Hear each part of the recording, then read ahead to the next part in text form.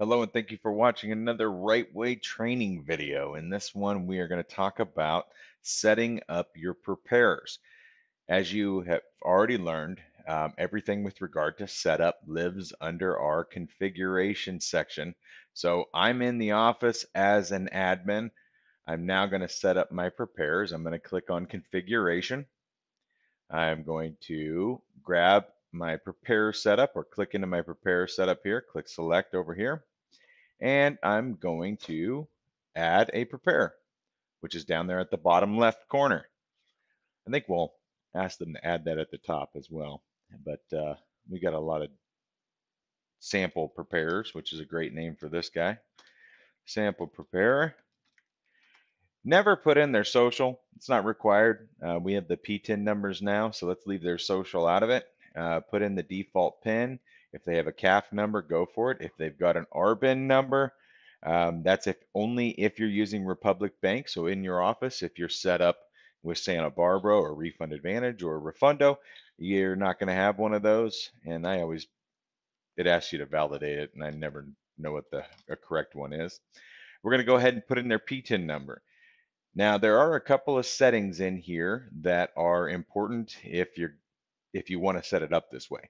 If you want your preparer to only be able to view their own returns, that happens at the preparer setup level. That's not a security template.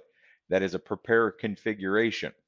If they're the office contact, they're self-employed. Most people say that their preparers are self-employed.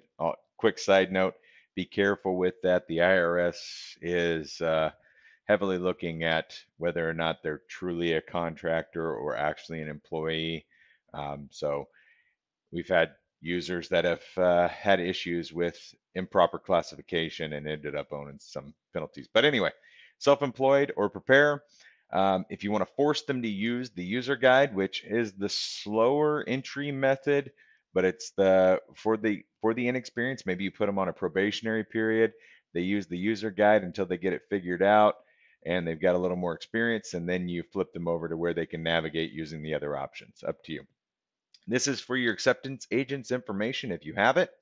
Other than that, you go down. You're going to put in an email address, their cell phone number, username, and password, and then select their security template. So I'm going to go ahead and fill that in.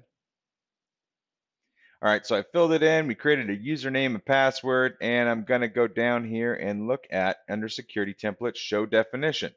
So you can see under here, I've selected this as a data entry person, and they don't have the ability to do certain things. They can't mark the return complete. They can't send to the IRS and so forth. Great.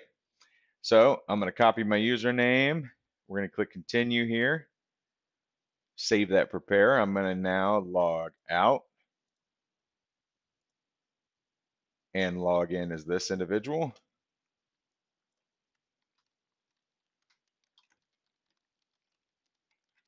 All right, click log in.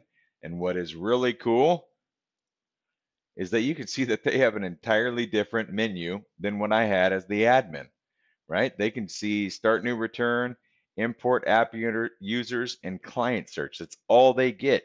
Human nature is if it's there, I'm going to click on it. And instead of the system just saying, sorry, you don't have that ability, we just remove the potential for them to click on it, period. Focus on what you need to focus on, prepare. Don't worry about what you don't have access to. You don't even know you don't have access to it. All right. So that's the beauty of the security templates and how they apply to when you create a preparer in an office. Hopefully that helps with your setup. And we thank you so much for your time. Talk to you guys.